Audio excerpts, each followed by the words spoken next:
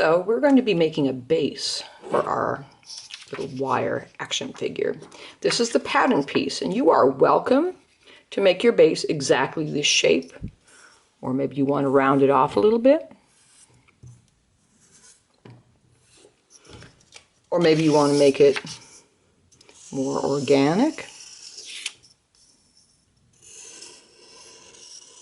You notice I'm going as far to the edges as possible. Since this is going to be a base, you don't want to make it teeny tiny.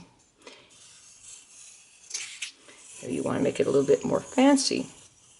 Remember, it is clay though, so anything you have that's a very small shape is not going to hold very well, and there's nothing to stop you from making it more geometric, maybe a circle or a square instead of a rectangle.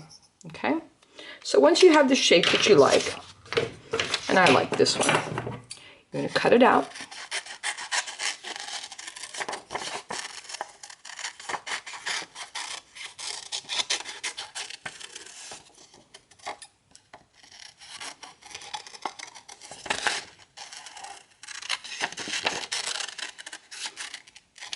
I'm not exactly following those lines because I want it to go as far to the edge as possible.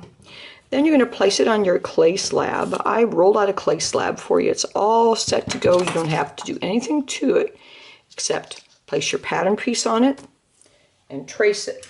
And we know that our best cutting tool is a paper clip. So we're going to use our paper clip. We're going to hold it as close to being straight up and down as possible. We're going to go around the outside edge.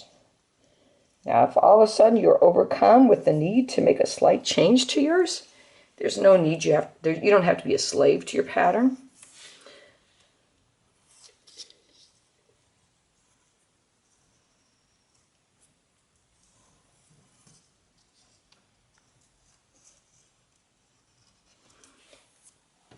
And we save this because these are the scraps from our last project, so who knows what we could make out of this. And this is my base.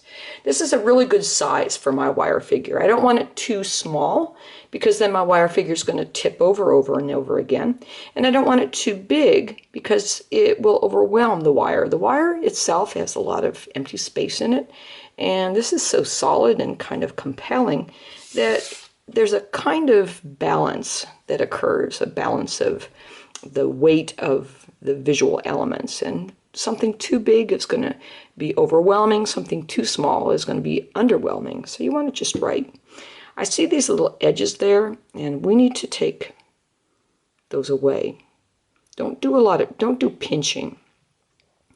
I regret that the name for a certain style of pottery construction is pinch pot, because it causes us to pinch clay when really pulling clay is a better description of what we do, pulling or pressing. Here I'm taking my thumb and I'm pulling across. Here I see a spot I don't like. I'm going to move that. Okay, now this is perfectly flat. There's nothing to stop me from landscaping it a little. I'm pushing up a little here, down a little there, up and down. I can add texture and pattern. I can do some lettering in there. I'm just pressing some designs in here because I can. We won't be glazing these. We're going to do a different technique. I'll tell you more about that later. That's okay. A little of this and a little of that. You go ahead and change that, do whatever you need on that. Take off the parts that are going to be all cutty. It seems soft now, but once they're fired, they'll be sharp and they'll cut you. And when you have it exactly the way you want it, and this is still the same thickness. I haven't pinched it thinner. I don't want to get it thin. The thinner it is, the more likely it is to break. That's true under the best of circumstances, but under our circumstances where I have to put these in a box and transport them to another school, we really have to be careful that we don't get things too thin. Okay, now, there will be a lot of these, and I need you to get yours back. So on the back, you're going to write your name. Use a pen, please. and write your class period.